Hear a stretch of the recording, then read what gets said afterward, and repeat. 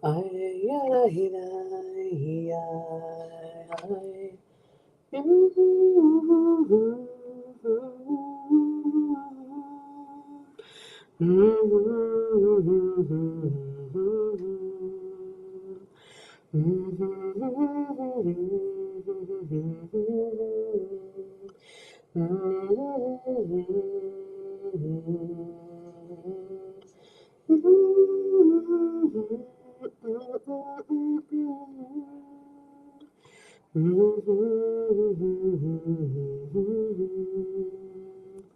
Yada, yada, yada, yada, yada.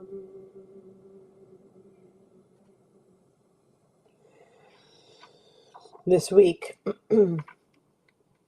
as we gather with our ancestors, as we've been talking and unpacking and unfolding, and things are happening in our world, and we're standing at the foot of Sinai, of Mount Sinai, Har Sinai. We celebrate Tu B'Shvat, not as one day, but as this season of a few days, and the gifts that we are given, the gifts that are bestowed by trees. As we near Shabbat, may these ancient calls and the wisdom that rises from the earth, we don't realize just how much sustenance the earth, we know, in actuality we know, but we often don't connect the dots. Often we don't really think about how the earth, how the ground, how the environment enhances and enriches our lives, bringing us stability and strength and courage as we go on. Tu B'Shvat is that reminder that, okay, I go through neighborhoods, especially where my siblings grew up, the elementary school that they went to. We have pseudo family that lives like on the street that you drive from one neighborhood to the other, but it's between my siblings' house growing up and the school. And I forget what year it was, but they cut down all the trees on the block. It looked so naked and just so strange for so long. And now it looks regular because we're used to it. But you don't realize, even from plain old aesthetic purpose, that trees have for the beautification, but also what trees bring to us. We think about the roots. We think about the storms that go through, especially during the summer, where the winds, I think it was in Dix Hills, maybe Deer Park, whatever it was, like big, gigantic trees. I'm talking about monstrous trees, just literally ripped out of the ground, just folded over from simple wind, and their roots were really nothing. But then at the same time, you have other trees that aren't as big, and their root system is so vast and it stretches so far, and the stability of that tree is determined by the root structure that it has. And we think to ourselves about being rooted.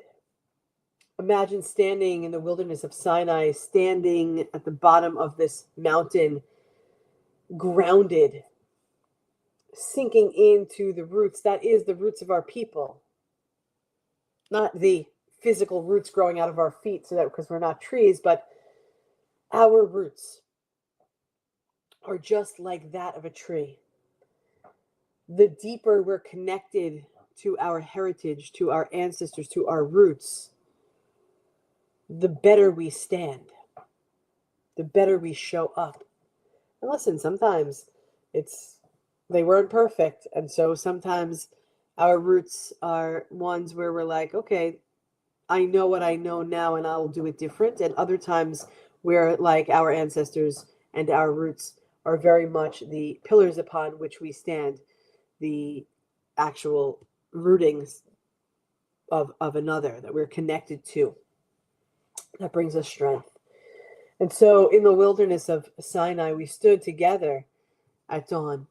The mountain is covered, we talked about this, the mountain is covered by smoke and Flames rose into the dense cloud, and thunder and lightning is crashing through the sky, and the whole earth is trembling. And we are trembling. We are in a period of time where we're wondering.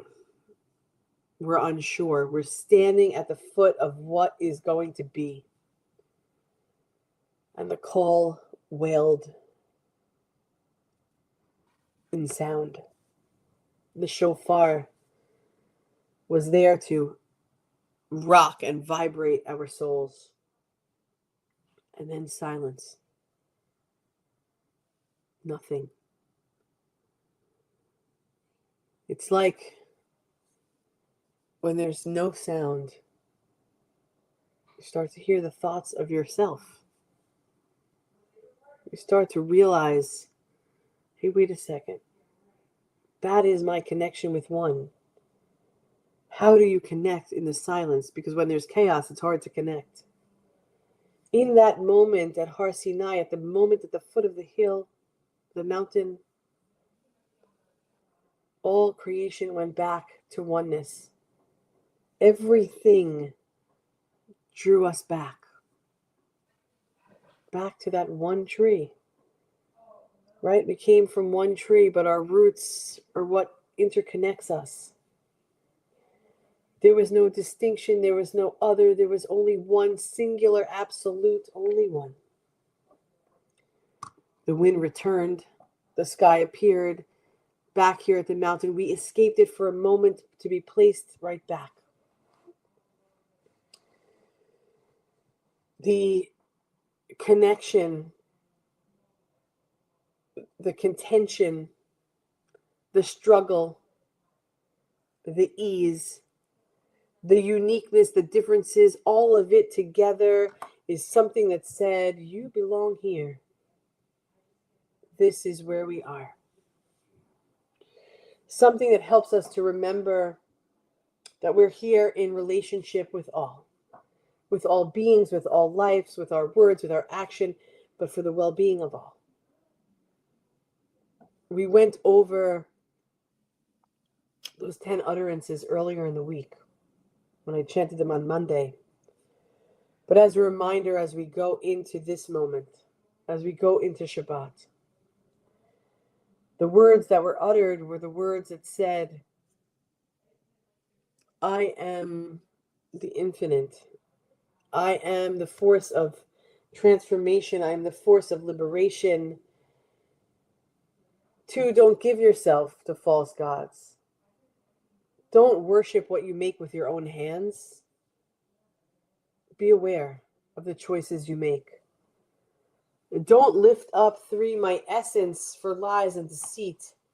Don't use my name to justify destruction. 4, remember Shabbat and keep it holy. Stop and pause and honor creation. Rest and allow others to rest well. This morning on the drive to school, Ellis, I said, you ready to have a great day? And he said, of course. It's Shabbat today. I said, what is Shabbat? And he said, it's on Friday. I said, but what is it? He said, it's a special day for Jews like us. And then he said, you're coming to Shabbat at my school today? And I am going because I don't have any other commitment this morning. And so he was just so excited. And, sometimes I think that maybe it needs to be that simple, just like kids.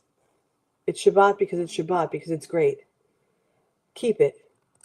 Remember it in whatever way you do. 5, to honor your parents, honor your ancestors, honor where you came from and whose shoulders upon which you stand. 6, do not murder. Easy. 7, do not betray. Sometimes, honoring each other's vulnerabilities is tough, but it's a reminder. Do not steal. Do not turn against your neighbor. And 10, do not be led astray by comparing yourself to others. Don't get lost in desiring what others have. Honor your own gifts and your own offerings. This is our reminder to rise to the call with bold determination and great love. Let us be. Let us be people whose lives bring goodness and blessing to the world and to others. And remember, the first words of the 10 utterances, Anochi, I am. And yes, those were God's words. I am present, I'm here, I'm always, I am, everything in every moment. But let's remember, you and me and we need to be present, need to be here, need to be always, need to be everything in every moment for ourselves, not for someone else.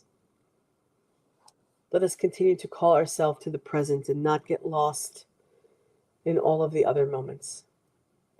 We are one human family, one heart of abundant love. We love you, and we look forward to spending more moments together. Shabbat Shalom. I'll see you back here at 6:30 tonight. Let us be together in love, in blessing. Am Yisrael, Am Yisrael, Am Yisrael Chai. Am Yisrael, Am Yisrael, Am Yisrael Chai. Am Yisrael, Am Yisrael, Am Yisrael Chai. Am Yisrael, Am Yisrael, Am Yisrael Chai. Od Avinu Chai. See you at 6:30.